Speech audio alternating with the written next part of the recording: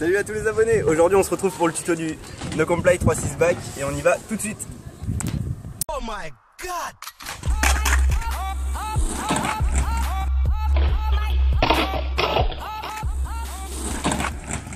Do you wanna dance?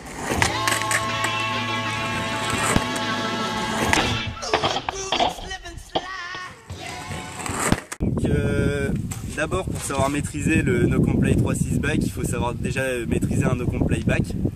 Je vais vous montrer ce que c'est. Donc pour pouvoir réaliser ce trick, le placement des pieds c'est exactement le même qu'un No Comply back, donc à peu près comme ça, avec le pied qui un peu comme un heel flip pour qu'il puisse mieux sortir devant, ce qui fait que c'est en back du coup. Donc après, pour amorcer la rotation de votre No Comply 3-6 back, il faut utiliser les épaules et vos bras. Au début, les bras c'est assez important. Vous commencez en vous mettant à peu près dans ce sens là, avec votre bras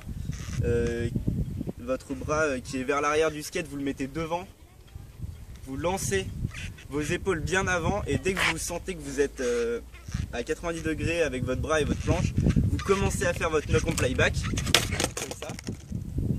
Et alors là, le truc important pour pouvoir le rentrer, c'est que vous allez le replaquer avec le pied arrière sur les roues du tail pour pouvoir du coup remettre votre pied ici, et avec la rotation de vos bras pour faire votre 360, normalement vous devriez suivre avec votre planche et vous ferez un 360. Ensuite, comme tôle possible avec ce trick, il y en a quelques-unes.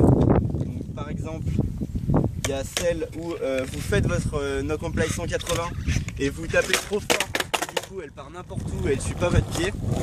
Donc ça, le problème c'est que en fait quand vous faites votre No Comply, il faut bien penser à ce que la jambe arrière elle reste tendue pour qu'elle reste bien sur la planche, qu'elle soit collée à la planche. Là c'est votre problème, c'est que vous levez trop le pied. Il y a la rotation. Donc en fait vous faites votre No Comply, vous arrivez, vous faites votre rotation, sauf que votre pied il arrive à côté de votre planche. Donc là le problème c'est que vous avez trop attendu, du coup vous avez amorcé votre rotation en ayant le pied déjà par terre. Votre pied était déjà par terre, du coup vous avez fait ça et vous vous êtes retrouvé comme ça. Donc là le problème c'est dans votre No Comply 180 back, juste le 180, il faut bien que vous arriviez à replaquer votre No Comply avec les deux pieds avant que la board soit totalement par terre. Il faut bien le faire en sautant en même temps que la board et en ratterrissant en même temps que la board. Ensuite il y a une autre tôle aussi qui peut vous arriver dans vos débuts.